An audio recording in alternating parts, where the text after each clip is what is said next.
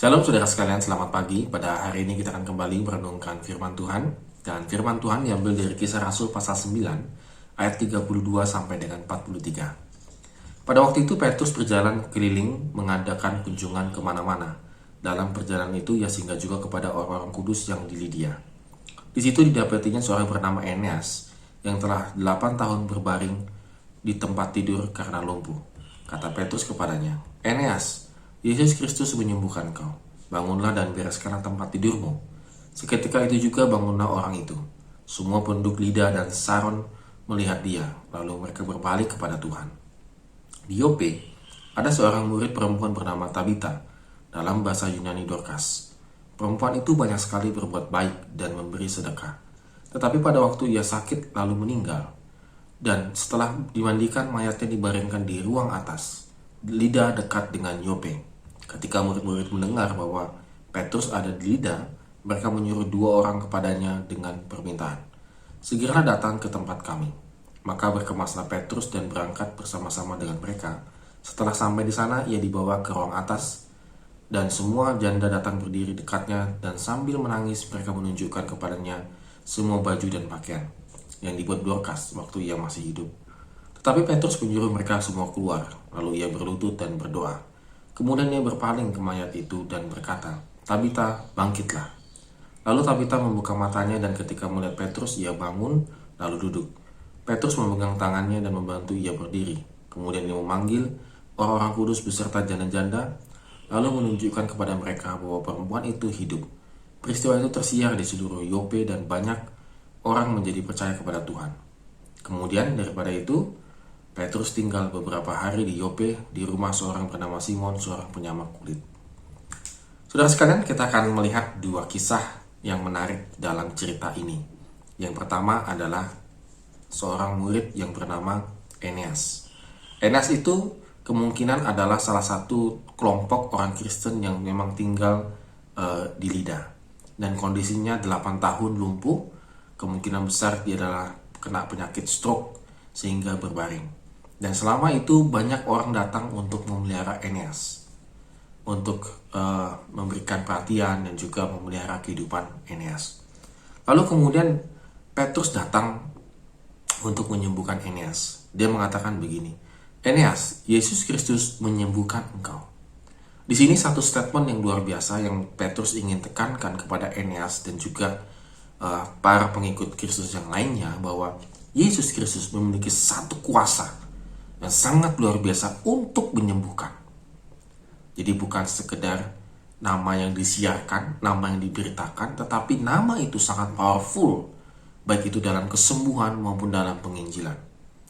Dan Eneas diizinkan oleh Tuhan mengalami hal itu. Lalu kemudian dikatakan, "Bangunlah dan bereskanlah tempat tidurmu."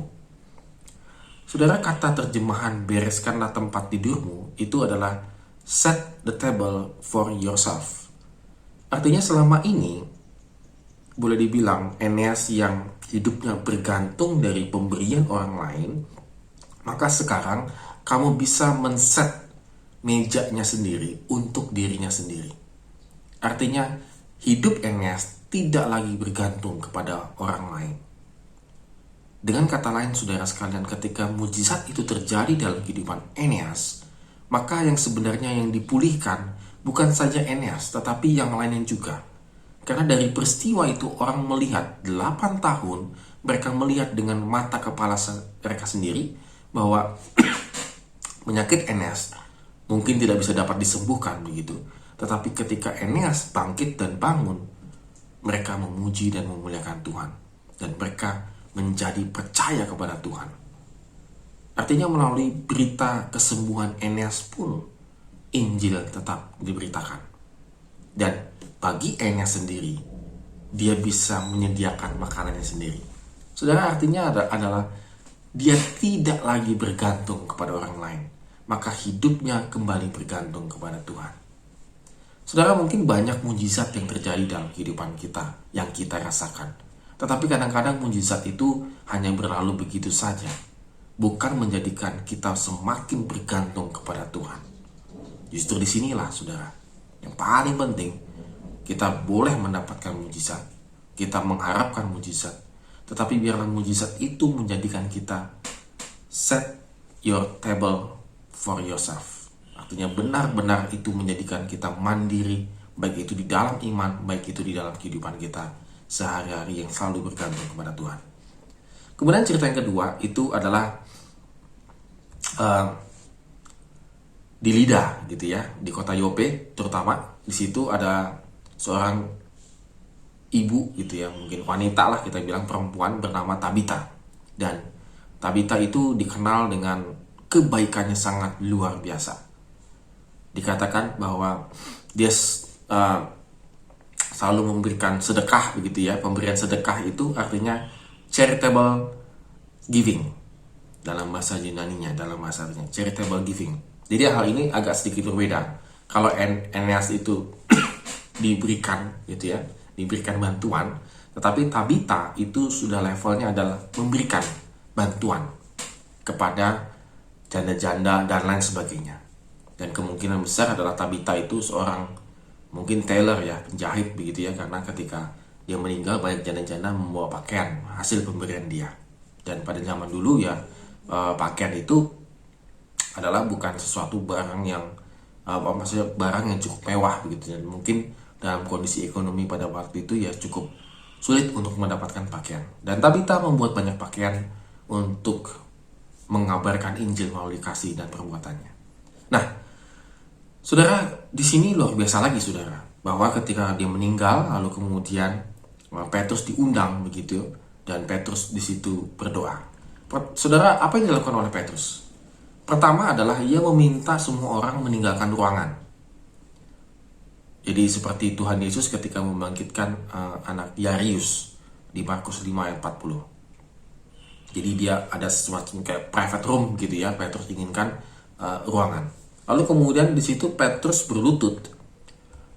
Hal ini menunjukkan satu kerendahan hati Petrus di hadapan Allah.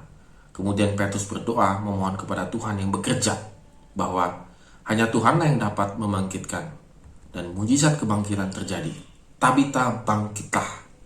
Ini menunjukkan kuasa kebangkitan Tuhan Yesus. Dan efek dari kebangkitan Tabita ini adalah banyak orang menjadi percaya kepada Tuhan di ayat 42. Saudara, dari peristiwa Tabita ini ingin mengatakan demikian saudara, bahwa kadang-kadang sangat baik kita melakukan charity, kita memberikan bantuan, perbuatan, dan lain sebagainya.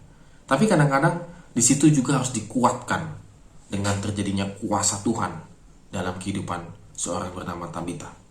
Sehingga antara charity-nya dia, pemberian dia, menjadi klop bahwa nyata kuasa Tuhan dalam kehidupan Tabita.